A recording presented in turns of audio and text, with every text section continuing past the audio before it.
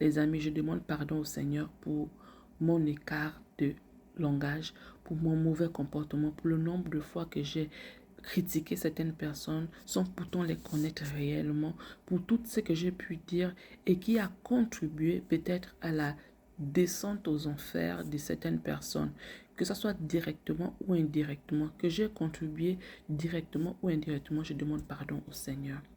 Parce que vous voyez, depuis un moment, je fais des vidéos où je poste la chanson qui dit que tu juges ta soeur qui a la robe serrée, tandis que dans ton téléphone, il y a des tas de choses. C'est vrai, dans mes téléphones, je n'ai jamais eu des choses compromettantes, non, gloire soit rendue à Dieu pour ça.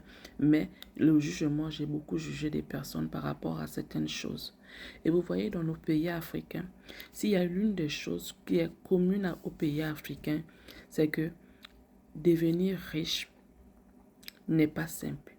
On ne devient pas riche simplement. On devient riche parce qu'on a trompé les mains. Pour ceux qui ne sont pas de mon pays, tromper les mains, ça veut dire qu'on a fait allégeance à certaines sectes et autres pour pouvoir devenir riche. Ce qui fait que je crois aujourd'hui, avec beaucoup de réflexion et beaucoup de maturité, parce que j'observe beaucoup, ce qui fait que nous, dans nos pays africains, peu de personnes arrivent à réussir, devenir riches par leur tête, par leur mindset, par leur travail. Beaucoup sont obligés de prendre des raccourcis pour pouvoir réussir parce qu'on nous a fait comprendre que devenir riche dans nos pays, avoir l'argent dans nos pays, il faut absolument tromper les mains.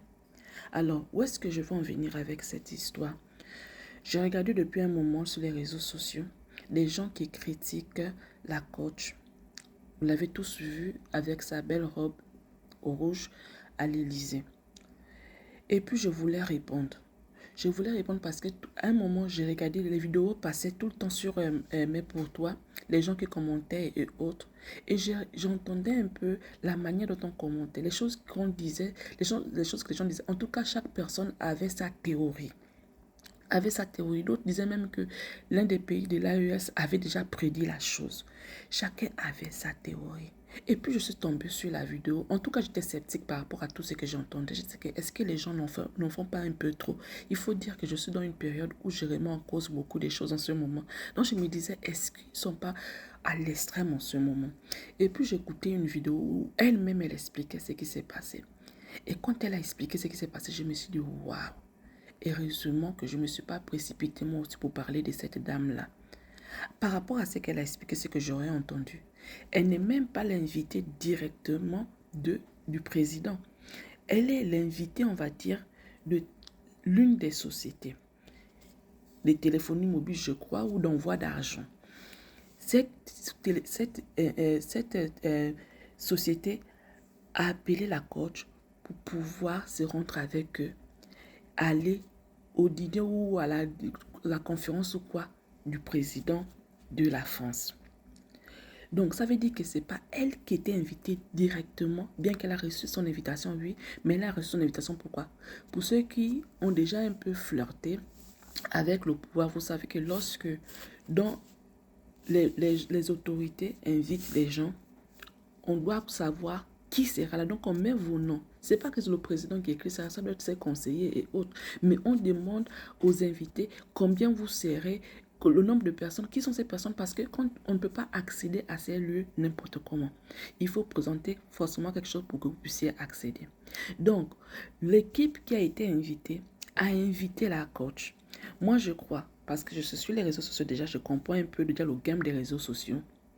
L'équipe qui a été invitée voulait avoir un poids sur eux, montrer un poids sur eux, parce que sachant que la coach est suivie de partout et beaucoup de gens l'aiment, ils voulaient donner encore plus de poids à leur arrivée à l'Élysée. Ils ont contacté la coach pour être avec eux. Et c'est ce qu'elle dit, qu'elle est partie parce que elle travaille déjà avec eux dans le cadre de leur envoi d'argent. Donc, la coach est partie. Non seulement ces personnes-là se sont servies d'elle parce que ils ont amené quelqu'un qui a une notoriété, mais la coach également s'est fait une bonne publicité en se posant devant ou à côté du président de la France. Donc, ça n'a rien à voir avec toutes les théories machiavéliques que vous êtes en train de vous prendre. Chacun dit n'importe quoi par rapport à cela.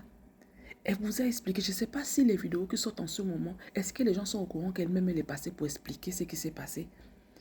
Et j'en suis sûre qu'elle ne l'a même pas expliqué pour pouvoir vous faire comprendre à vous que voici ce qui s'est passé. Elle l'a expliqué tout juste pour vous faire comprendre comment elle a fait pour se retrouver auprès du président.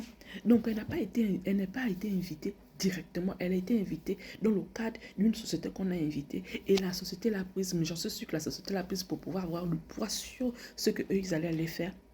Donc, ils ont quelque part utilisé l'image de la coach, mais la coach également a utilisé ces moments pour faire la publicité de sa personne. Et en faisant la publicité de sa personne, elle donne encore plus de crédibilité à ceux qui l'aiment, ceux qui la suivent. Je vais faire une autre vidéo pour que ça ne soit pas trop long. Parce que quelqu'un m'a dit que j'ai des vidéos qui sont très longues.